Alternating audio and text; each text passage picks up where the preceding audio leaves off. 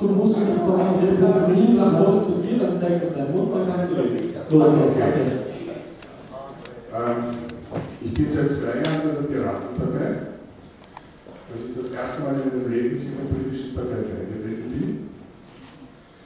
Ich habe mich das erste Jahr ein bisschen bedeckt gehalten und bin seit Sommer dieses Jahres aktiv in der Kärnten-LO, wo wir im Moment, glaube ich, eine ganz gute Arbeit leisten. Ich möchte mich im Bundesvorstand für 2 Dinge einsetzen. Erstens einmal für ein bisschen Außenwirkung und Außenvertretung. Und zweitens für PR. Wenn man das gelernt hat, und ich habe das gelernt von einem Professionellen, dann weiß man, dass PR nach innen fast das Wichtige ist, PR nach außen, dass beides zusammenhängt. Also, ich denke mal nach 16 Seiten im Forum, nach 5 Stunden Mangel, habe ich grundsätzlich schon alles gesagt, was ich dazu sagen will. Aber bitte, Fragen.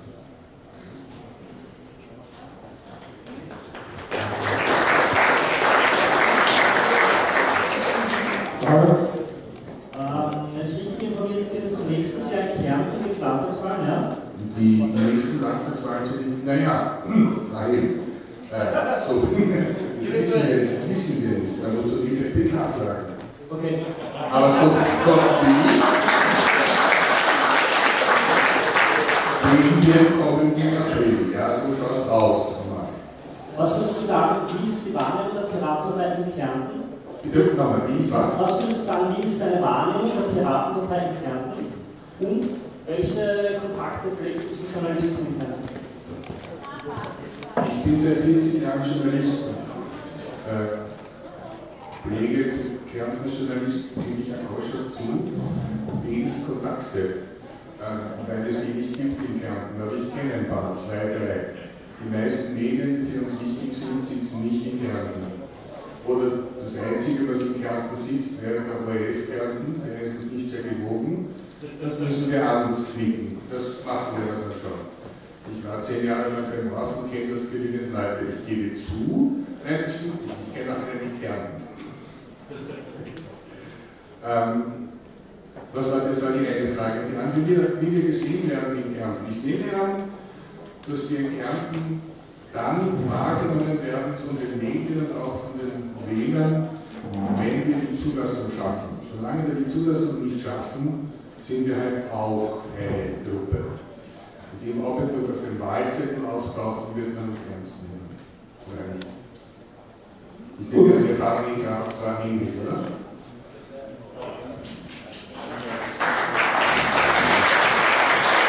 Vielen Dank. Dann nächste Frage. Du hast recht, es ist schon sehr viel im Forum gestanden, auch sehr vieles beantwortet. Es ist aber im Laufe des heutigen Tages bei mir eine neue Frage aufgetaucht. Und zwar hast du in der Diskussion um die Abgabe eventueller Abgeordneter an die Partei ganz fest behauptet, es kann man plötzlich gesagt, wenn du wissen willst, kann ich dir nicht antworten. Genau, das wollte ich wissen. Wie dieser Widerspruch. Also mal ganz kurz hierbei, ich bitte auch das gilt für dich, ich bitte die Frage aussprechen zu lassen. Entschuldigung. Und auch du darfst das weitermachen. Also ich hätte gerne diesen Widerspruch zwischen diesen beiden Wortmeldungen geklärt, denn es kann ja nicht sein, dass innerhalb der LO Kärnten es unterschiedliche Auffassungen darüber gibt, was bereits beschlossen ist und was nicht. Nein, es gibt keine unterschiedlichen Auffassungen, es ist nicht beschlossen. Wir können gar nicht beschließen, bevor diese Bundesgeneralversammlung vorbei ist, nach der Landesgeneralversammlung. Dort beschließen wir unser Programm und unterstützen Kandidaten. Und dort werden wir das, so die Basis ist trägt, auch mit beschließen, dass wir im Falle eines politischen Mandates bis auf das notwendige Existenzminimum, das der österreichische Staat feststellt, alles abgeben.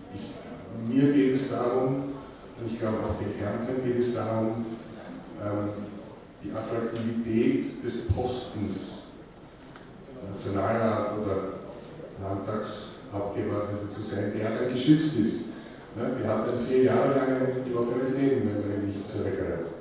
Und das hätten wir gleich gesehen, diese Attraktivität. Aber du hast recht, ich habe behauptet, das ist schon beschlossen, das ist noch nicht beschlossen. Asche auf mir. Zwei Zusatzfragen jetzt dazu. Die erste ist also jetzt gleich zu deiner Antwort. Nein.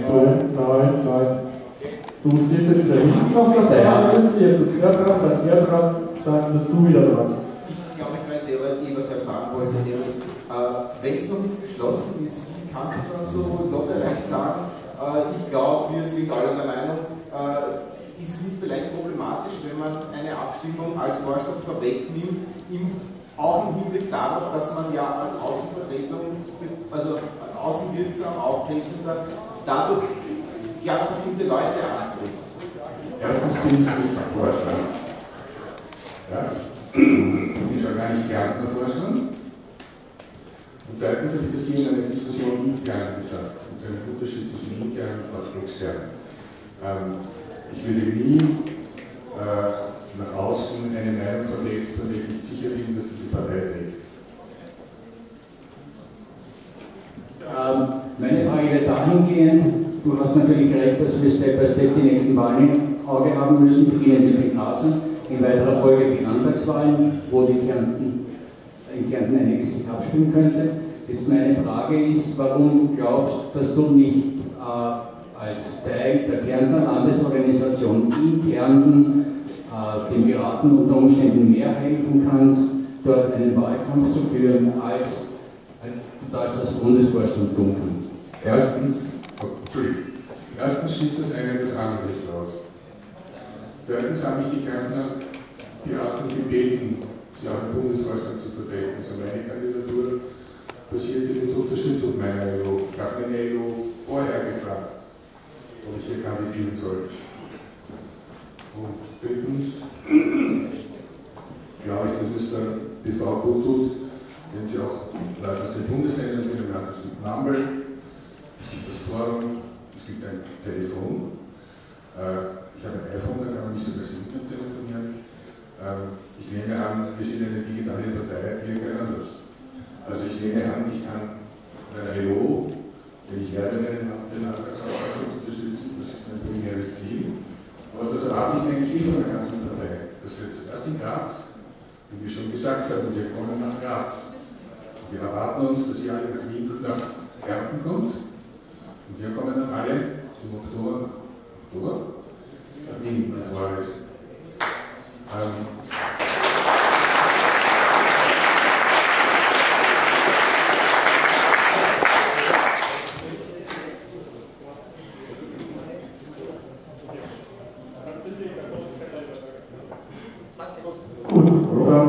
Hast du dich auf die Rednerliste gesetzt? Ja, gut.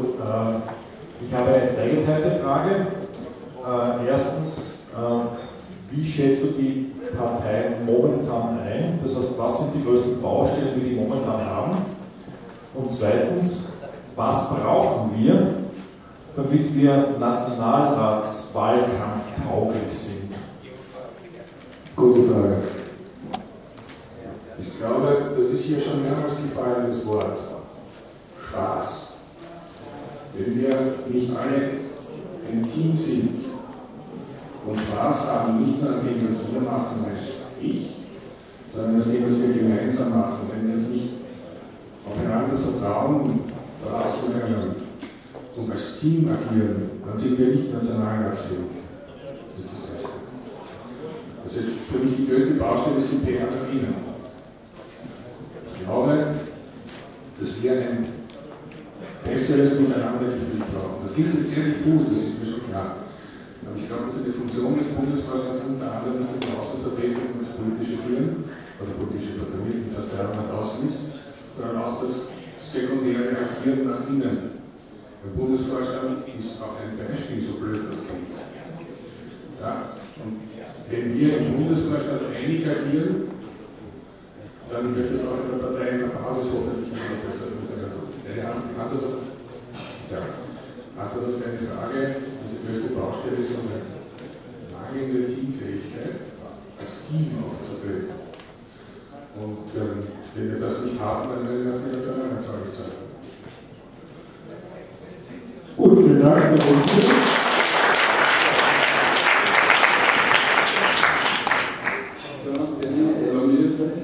möchte noch mal kurz einhaken wegen vorhin des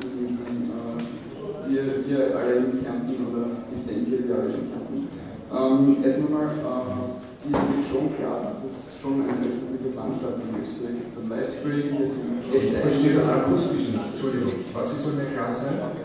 Dass das eine öffentliche Veranstaltung ist, dass es hier Livestreams gibt, dass es Twitter-Feeds gibt, dass, keine Ahnung, Gäste vorhanden sind, dass die Presse da ist.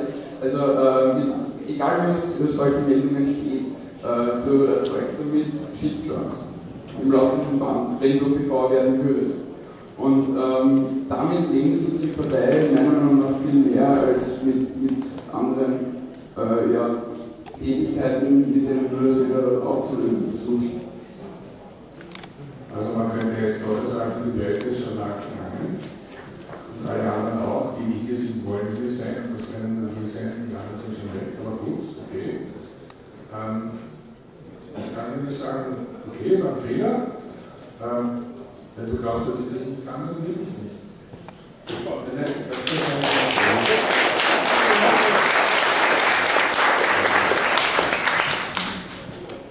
Der nächste, jemand fragt auf. Begrenzung der Redezeit auf 45 Sekunden. Nein, liebe Johann, tragen lasse ich nicht zu, weil wir die Gleichbehandlung aller Kandidaten haben. Und da wir die ersten Kandidaten jetzt immer 2 Minuten haben reden lassen, wäre es unfair den übrig gebliebenen Kandidaten gegenüber, dass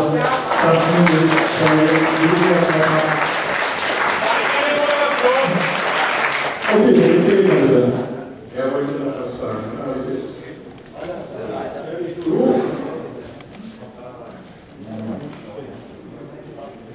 Also die Frage bin ich falsch verstanden. Ich finde es super, wenn von jedem Bundesland irgendein PV-Kandidat dabei ist. Eine Frage geht aber schon. Wenn ich als Vorarlberger die Situation in Kärnten kenne, das wäre das reinste Schlaraffenland für mich zum Wahlkampfbetrieber. Und ich finde eigentlich, dass man da in Kärnten schon fast nichts tut und eigentlich gar nichts tut. Was würdest du jetzt als PV anders machen, dass uns weiterregt? Ganz Österreich. Da habe ich jetzt ein bisschen eine kognitive Dissonanz dazwischen. Dass die Kärntner machen, bestimmen die Kärntner. Dass die Vorarlberger machen, bestimmen die Vorarlberger. Dass der Bund macht, er fragt euch, was ihr braucht. Und dann versucht er, darauf beizustimmen. Ich glaube, du unterschätzt die Situation in Kärnten. Ich wohne am Rand, ganz oben, ganz hinten, von Bödele hinauf, ganz am Eck, die Kärnten, bei den Wiesischen. Der Rat ist Pflaster. Wir machen nicht nichts. Peu à peu. Nichts, aber ich meine, du als nicht ein Schiegespräch mit den Kandidaten, das habe ich schon mal gesagt. Ich wollte fragen, du hast vorhin gesagt, wenn du nicht glaubst, dass ich das kann, dann wähle ich nicht. Wie kannst du in, sagst jetzt noch 100 Sekunden, die Angst aus dem Weg räumen, dass wir wieder jemanden wählen, den wir wählen kennen? Auch im Forum habe ich alles mitgelesen, was du geschrieben hast. Es war nichts ganz eindeutig und auch in deiner Aussage nicht ganz eindeutig, dass du nicht vielleicht doch meine Basis steuern möchtest und quasi noch so ein bisschen Mitsprache möchtest, wie kannst du das vertreten? Du hast ja schon gesagt, dass du mich nicht wählst. Ganz aufgelegt. Da wollen wir uns ein bisschen unterscheiden. Das eine ist, dass der Vorstand politisch Beispiele gibt. Und die politische Führung oder die politische Vertretung besteht auch darin, dass man der Basis Vorschläge macht, wie es denn weitergehen soll. Ja, das möchte ich. Das ist in Ordnung. Und um keine Zweifel zu zerschlagen, ich frage mich schon seit 5 Stunden, warum ich nicht in einer Person auf einer Heimsitze Briefmarken sammle oder so etwas tue. Also, wenn ich hier stehe, dann aus wirklicher Überzeugung, ich kann dir nur mal wiederholen, wenn du deinem Personenkenntnis oder deinem Urteilsvermögen nicht traust, dann kann ich daran wenig ändern. Ich kann nur der sein, der ich bin, ich stehe hier, ich kann nicht anders, Luther, eine Größe. Ich will kein Besseres geben. Wählt mich. Wenn ich nicht wähle, keine an die Sache.